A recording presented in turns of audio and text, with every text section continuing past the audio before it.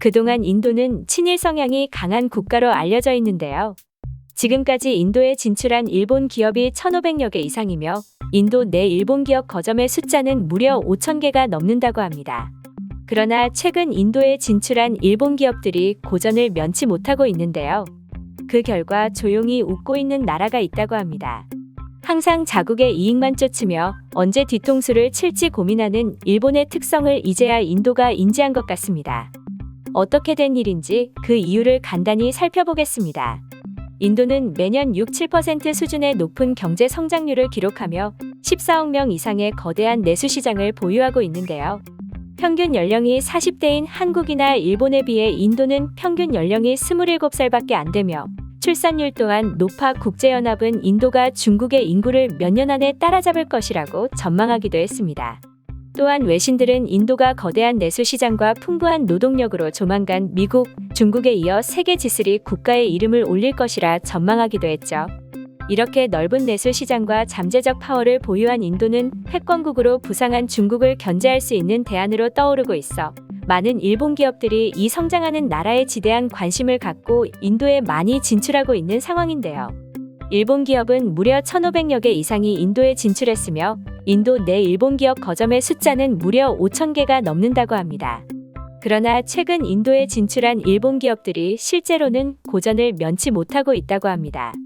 하지만 통계와 실적을 조작하는 것이 일상인 일본은 대부분의 일본 기업들이 인도에서 흑자를 보고 있다고 날조를 했는데요.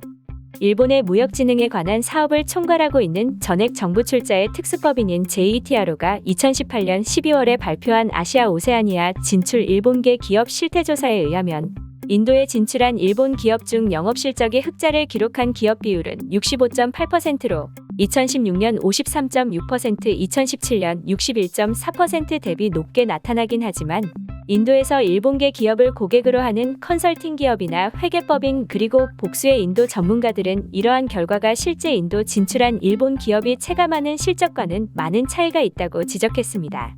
이렇게 일본이 인도 내에서 고전하고 있는 이유가 있는데요. 인도 전문 회계사에 의하면 실제로 인도 기업과의 조건 교섭, 계약 후의 분쟁으로 어려움을 겪는 일본 기업이 많다고 하며 인도인은 일본인에 비해 주장이 강하고 토론을 매우 잘하기 때문에 분쟁을 최소화하기 위한 사전 조정 작업을 매우 꼼꼼히 해야 한다고 당부했습니다. 수동적이고 시키는 것만 하는 일본인이 상사로 있고 능동적이며 주장이 강한 인도인이 부하 직원으로 만났으니 무슨 일을 하더라도 잘 풀릴 리가 없어 보입니다. 실제로 JETRO가 인도에 진출한 일본 기업을 대상으로 실시한 조사에 의하면 2002년 이전에 인도에 진출한 기업 중 현지 기업과의 합작이 아닌 단독 출자를 한 기업 비율은 48.1%였던 데 비해 2008년 이후 진출한 기업 중에서는 단독 출자를 한 기업의 비율이 80.5%까지 증가한 점은 일본 기업이 인도 기업과의 합작이 녹록치 않음을 잘 보여주고 있습니다. 또한 소니와 스즈키 등 인도에서 일정 수준 이상의 인지도를 확보한 제품 외에는 인도에서의 일본 제품의 브랜드 인지도는 다 아세안 국가 대비 높지 않아 중간 소득층이 두텁지 않은 인도 시장에서는 저렴한 가격이 제품 판매에 중요한 요소로 작용하는데 중국산과 비슷한 수준의 품질의 가격만 고가인 일본 제품은 인도에서 잘 팔리지가 않는다는 결과가 나오고 있는 것입니다. 또 일본 기업은 해외 진출 시 생산 거점과 조달처, 판로를 하나로 묶어 경영 전략을 세우고 실행하는 경우가 많은데 2017년에 인도에 도입된 통합간접세 GST의 메이크 인 인디아 기조가 반영돼 있어 GST 최초 도입 시에는 불명확했던 품목별 세율이 이후 발표된 세부 지침 및 통보에 따르면 인도에 생산 거점을 둔 기업이 수입하는 원료 및 중간재의 높은 세율을 부과하기 시작했고 이는 결국 생산에 필요한 재료를 인도 국내에서 조달하라고 말한 것이나 다름없는 것입니다. 이러한 인도의 정책 방향은 이미 진출한 일본 기업들이 비즈니스 모델 자체를 전면 재검토해야 하는 지경까지 온 것입니다. 또한 인도의 경제일간지 The Economic Times에 의하면 인도의 2019년도 임금 인상률은 약 10%를 기록할 것으로 전망되는 등 최근 인건비 상승이 가파르게 진행되고 있어 인도의 인건비는 다른 아세안 지역에 비해 결코 낮지 않다는 것이 전문가들의 중론이며 애초에 낮은 인건비와 커다란 내수 시장을 보고 진출한 일본 기업들이 낭패를 제대로 보고 있는 것입니다.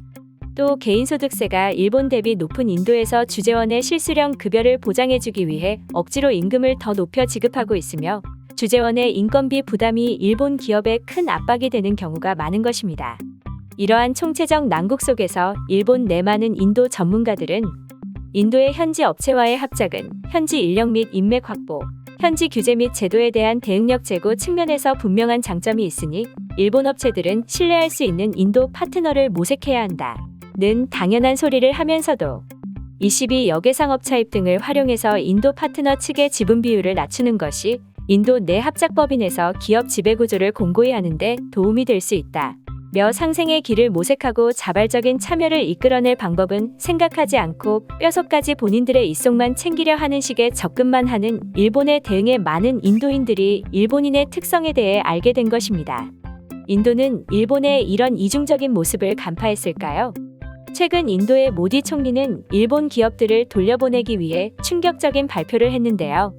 바로 인도 정부 차원에서 일본인에 대해 기존에 발급한 비자를 무효화하는 조치를 취한 것입니다. 이 소식에 인도에 있던 현지 일본 기업들은 그야말로 난리가 났는데요.